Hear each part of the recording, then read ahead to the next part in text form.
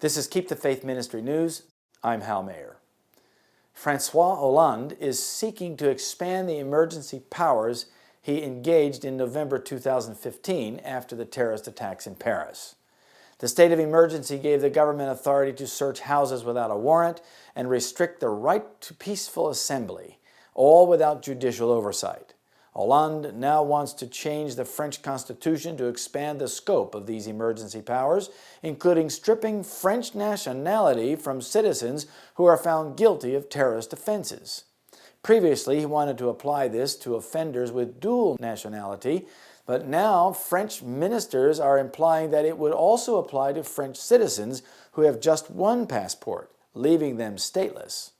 In addition, the government wants to expand nighttime searches and loosening the detention restrictions, among other things. This is a sharp change in direction for France, which denaturalized Jews in Vichy, France during World War II and opened the legal door for their deportation to German concentration camps. And it reflects a major political shift to the right.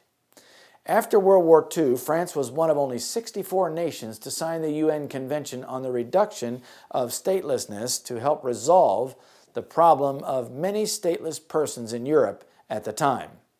Currently, there is estimated to be about 1,200 stateless people in France. Now that France is considering imposing statelessness on some of its citizens, could other groups eventually be considered enemies of the state and stripped of their citizenship, just like the Jewish people, many of them Sabbath keepers in World War II France? Every principle of Western constitutions will be repudiated. Many will be left without defense. And while the aim at the moment is to curtail Muslim extremism, what is to prevent the tools being created to deal with such evil from being used against a more benign force, the people of truth and the righteousness of Christ? Does that seem impossible? History repeats itself in surprising ways. The season of distress and anguish before us will require a faith that can endure weariness, delay, and hunger, a faith that will not faint, though severely tried. The period of probation is granted to all to prepare for that time. Jacob prevailed because he was persevering and determined. His victory is an evidence of the power of importunate prayer. All who will lay hold of God's promises as he did and be as earnest and persevering as he was will succeed as he succeeded. Those who are unwilling to deny self, to agonize before God, to pray long and earnestly for his blessing, will not obtain it. Wrestling with God, how few know what it is. How few have ever had their souls drawn out after God with intensity of desire until every power is on the stretch.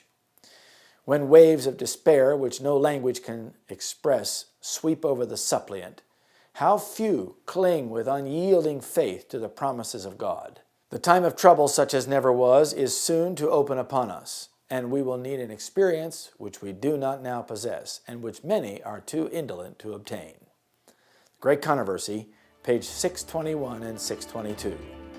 This is Keep the Faith Ministry News. Thank you for watching.